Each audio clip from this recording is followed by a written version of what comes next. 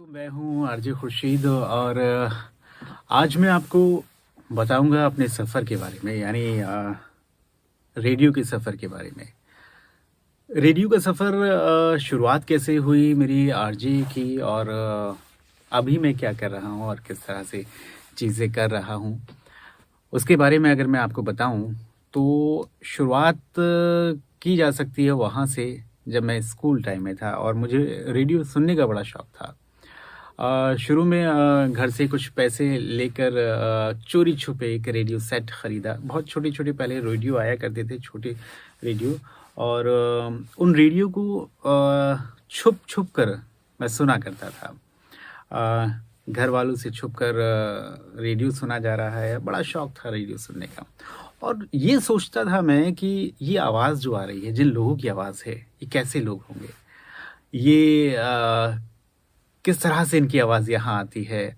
और इस क्यूरियोसिटी में बहुत सारे रेडियो सेट तोड़े भी कि आखिर आवाज़ ये आती कहाँ से और इतनी अच्छी-अच्छी, इतनी प्यारी-प्यारी आवाज़ें कैसे आती हैं यहाँ?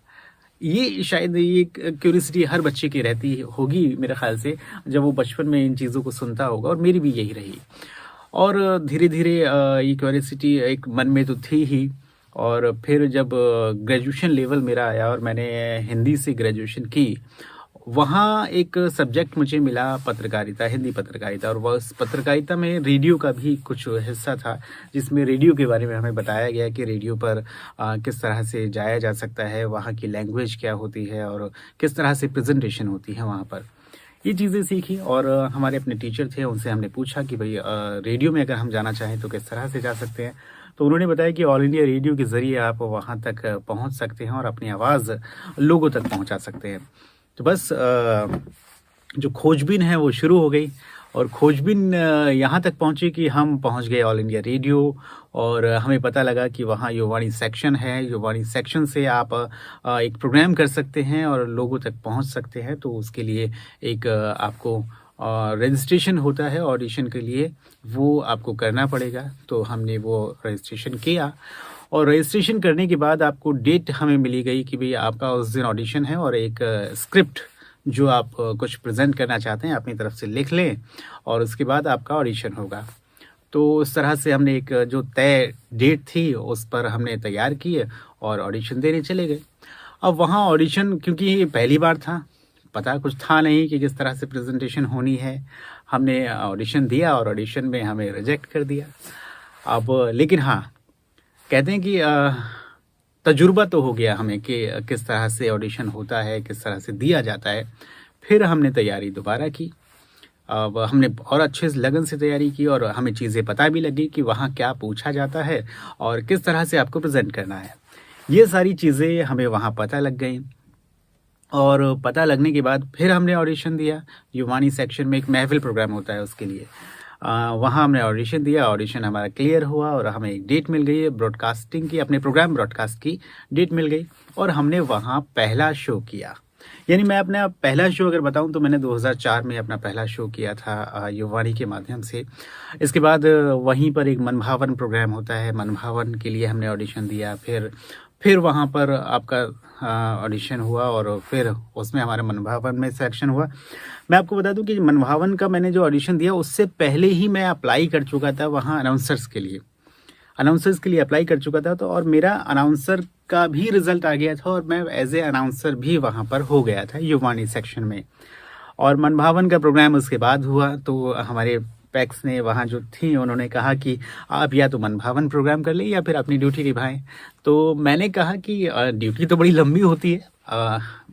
हालांकि मेरा मन बहुत था कि उस प्रोग्राम को किया जाए मनभावन, तो मैंने कहा कि मैं मनभावन प्रोग्राम करूँगा। खैर ये तो एक स्टेप था रेडियो तक पहुँचने का। इसके बाद सिलसिला शुरू हुआ कि अब एफ़एम पर कैसे पहुँचा जाए क्योंकि ये एएम पर आता है। एफ़एम यानी एफ़एम गोल्ड है वहाँ उस वक्त एफ़एम गोल्ड चलता था खूब और एफ़एम रेनबो चलता था। हालांकि मेरी जो दिली इच्छा थी, मैं चाहता था कि मैं एफ़एम गोल्ड पर जाऊँ। वहाँ के प्रोग्राम्स मुझे काफ़ी अच्छे लगते थे, मैं उनके प्रोग्राम से बड़ा मुतासिर हो जाता और बहुत सारी आवाज़ें थीं वहाँ पर एफ़एम गोल्ड पर और एफ़एम रेनबो पर भी जो मुझे बहुत अच्छी लगती थी। अक्सर मैं उन्हें सुना करता था और यही एक लगन जो थी कि मुझे रेडियो पर पहुँचना है, वो लगन मुझे आज वहाँ तक ले आई कि रेडियो पर लोग मुझे सुन सकें। एफएम रेनबो पर आज मैं प्रेजेंटर हूँ और ये सफ़र ऐसे ही नहीं हुआ। युवानी के बाद में एक डीटीएच सेवा शुरू हुई थी हमारी ऑल इंडिया रेडियो से ही, और वहाँ डीटीएच में मेरा सिलेक्शन हुआ। देन फिर इंद्रप्रस्थ पर प्रोग्राम किए, राजधानी चैनल पर प्रोग्राम किए, और फिर जाकर मैं एफएम रेनबो पर मेरा सिलेक्शन हुआ और एफएम रेनबो पर मैं आज तक अपने शोज़ कर रहा हूँ। तो बड़ा एक लंबा सफ़र रहा और बड़ा अच्छा भी रहा कि आपने स्ट्रगल की, और एक जुनून था कि मुझे एफएम पर जाना ही है, क्योंकि आपके अंदर जब तक वो जिद नहीं होगी, वो जुनून नहीं होगा कि आपको वहाँ पहुँचना है, तब तक आप पहुँच नहीं पाएंगे उस मंजिल तक। यानी कि अपनी मंजिल तक पहुँचने के लिए आपको एक जुनून की ज़रूरत है। अगर वो जुनून आपके अंदर नहीं है तो फिर बड़ी मुश्किल हो जाएगी आपको मंजिल तक पहुँचने के लिए। इसलिए अपने अंदर जुनून बाकायदा बरकरार रखिए। अगर वो जुनून कहीं भी अगर कम होता है तो आप अपनी मंजिल तक पहुंचने से पीछे रह जाएंगे। इसलिए जब भी आप कोई काम करें, बड़ी लगन से करें, जुनून के साथ करें, और इस तरह करें कि मुझे ये अचीव करना ही है। बस इसी तरह का सफ़र रहा। हालांकि मैं रेडियो के अलावा न्यूज़ चैनल्स में भी ट्राई किया, क्योंकि मैंने फिर उसके बाद मास्टर्स हिंदी लिटरेचर से की। देन इसके बाद मैंने जर्नलिज़म की, और जर्नलिज़म करने के बाद मैं न्यूज़ चैनल्स में भी मैंने काम किया, न्यूज़ पेपर्स में भी मैंने काम किया। लेकिन जो एक लगाव था वो आवाज़ की दुनिया से था, रेडियो से था। और आज तक ये सफ़र चालू है, चाहे वो रेडियो के माध्यम से हो या फिर वॉइस ओवर्स के माध्यम से हो। वॉइस ओवर्स भी मैं करता हूँ, अलग अलग पॉडकास्टिंग आजकल चल गई है। पॉडकास्ट के थ्रू, बहुत सारी पॉडकास्टिंग के थ्रू आप अपनी आवाज़ पहुँचा सकते हैं। तो आवाज़ की दुनिया एक बहुत बड़ी दुनिया है। हम जहाँ भी जाते हैं आवाज़ ही सुनते हैं, चाहे वो रेलवे प्लेटफॉर्म हो, हवाई अड्डा हो, कहीं भी अनाउंसमेंट हो, आप आवाज़ सुनते हैं। तो आवाज़ की दुनिया बहुत बड़ी है। डबिंग कर सकते हैं आप करेक्टर वॉइस कर सकते हैं। आप कार्टून्स देखते होंगे, कार्टून्स में आवाज़ें हैं।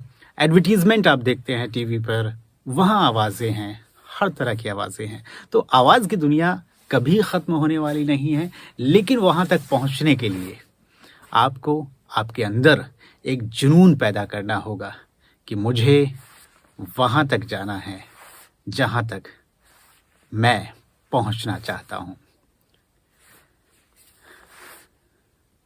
कहते हैं कि न संघर्ष न तकलीफ़ें तो क्या मज़ा फिर जीने में, और मुश्किलें भी थम जाएंगी जब लक्ष्य होगा सीने में। इसी उम्मीद के साथ आप सभी को मैं शुभकामनाएं देता हूं, और आप यूं ही लगन से आगे बढ़ते रहिए। और अगर मेरी कोई हेल्प चाहिए तो आप ज़रूर यहाँ पर कमेंट कर सकते हैं, और आपकी ज़रूर सहायता भी की जाएगी, हेल्प की जाएगी। धन्यवाद, बाय बाय।